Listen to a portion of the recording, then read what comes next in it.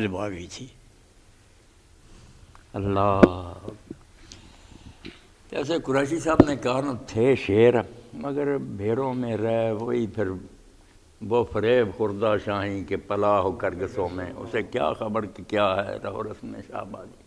تو رومی بھی فرماتے ہیں کہ وہ بھیڑوں میں مل گیا، گھاس کھانے لگا، ان کے ساتھ ہی رہتا، شیر ہی بھول گیا. اب ایک شیر آیا، اس نے دیکھا کہ اس کی شکل صورت تو میرے جیسی ہے، طور طریقے بھیڑوں جیسے. وہ اس کو پکڑ کر لے گیا اور دریا کے کنارے لے جا کر کھڑا کیا. اب اس کی شکل بھی نظر آئی اور اس کو بھی شکل ایک ہی نظر آئی. اسی وقت اس نے گردنا شروع کیا اور بھیڑوں پر حملہ ہو گیا. تو مسلمان تھا شیر، باقی نہ رہی تیری وہ آئینہ ضمیری. بس یہ سب ملاؤں اور صوفیوں اور شاعروں اور حکمرانوں نے مل کر وہ بات ختم کر دی. اب اس کو بنا دیا بھیڑ بیچارے کو، خود بھی ظالم ظلم کرتے ہیں، دوسروں سے بھی کرواتے ہیں. یہ مقابلہ کرنے کے قابل نہیں، دانت اس کے نکال دیے.